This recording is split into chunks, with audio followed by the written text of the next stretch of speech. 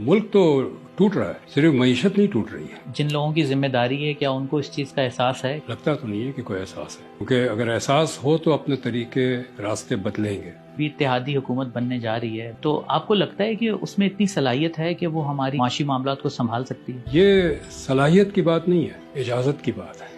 वो सियासतदान जिनका ऑक्सीजन किसी बंद कमरों से आता है, फिर वो फैसले वो करते हैं जो उन कमरे के बाशिंदों को फायदेमंद हो। जिन बंद कमरों से ये फैसले आते हैं, क्या उनमें ये सलाहियत है? उनमें बिल्कुल नहीं है।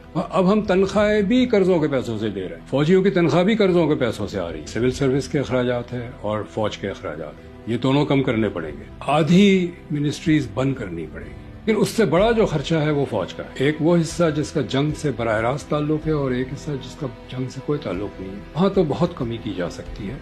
कुछ हेड्स ऐसे हैं जिसको जीरो पे लाया जा सकता है। अगर आप लाहौर से पेशावर जाए जीटी रोड से, तो औसतन हर 25 मील के बाद एक कंटोनमेंट आता है। इनमें से एक या दो के अलावा सारे कंटोनमेंट जो है अंग्रेजों ने बनाए थे, चूंकि 19वीं सदी में रूस से खतरा था हमला होने का। इंडिया ने तमाम कंटोनमेंट खत्म कर दिया। नेवी और मैरिटाइम सिक्योरिटी एजेंसी एक ही काम करते हैं, एक को बंद कर दें।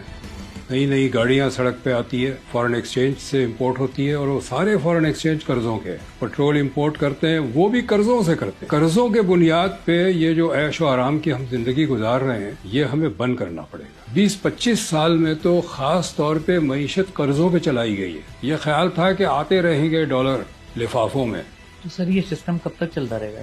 ये अब नहीं चलेगा। इसलिए चल रहा था कि अमेरिका को हमारी जरूरत थी, अब पाकिस्तान की जरूरत नहीं है। पाकिस्तान उनके लिए एक न्यूसेंस बन गया है। उनको जरूरत इंडिया की है। हमें अपने पैरों पे खड़ा होना है। अगर हमने अपनी सलामती हमें चाहिए। IMF के कहने पे बजट बनाते रहे, हमारी सलामती नहीं है। तो सबसे ज्यादा तबाही मुशर्रफ के दौर में हुई, और शौकत अजीज जो बिजनेस लॉबी है, वो तो मुशर्रफ साहब के दौर को मतलब सुनहरा दौर कहती है कि हमने उस वक्त बड़ी तरक्की की। उनसे ये पूछा जाए एक्सपोर्ट में कितना इजाफा किया, उन्होंने कौन से नए कारखाने लगाए, कितना रोजगार दिया उन्होंने। जनरल जिया के दौर में हमने कुछ अपनी खुद मुख्तारी बेची, पैसे आ गए। मुशर्रफ के दौर में कुछ और खुद मुख्तारी बेची, फिर पैसे आ गए। अब हम इसी इंतजार में हैं कि कहीं कुछ और खुद मुख्तारी बेचे, सऊदियों को बेच दे, चीनियों को बेच दे, कुछ पैसे आ जाएंगे। फॉरेन इन्वेस्टमेंट आने की बात हो रही है, कहीं फॉरेन इन्वेस्टमेंट कोई नहीं आ रही है। MOU साइन करके चले जाते हैं। मफरूजों पे मईशत नहीं चलाई जा सकती, न मफरूजों पे मुल्क चलाया जा सकता है। 1971 में हम देख चुके हैं, नूरजहां के गाने खूब आते थे और हम गाने सुन सुन के समझते थे कि इंडिया को शिकस्त दे देंगे। मफरूजों से न जंग लड़ी जाती है, न मईशत चलाई जाती है, न मुल्क चलाया जाता है। कहा जाता है हम कोई गरीब मुल्क थोड़ी हैं, हमारे पास $6 ट्रिलियन की मादनियात, हम कैसे दिवालिया हो सकते हैं? एक घर में हम गए थे डेटा कलेक्ट करने के लिए।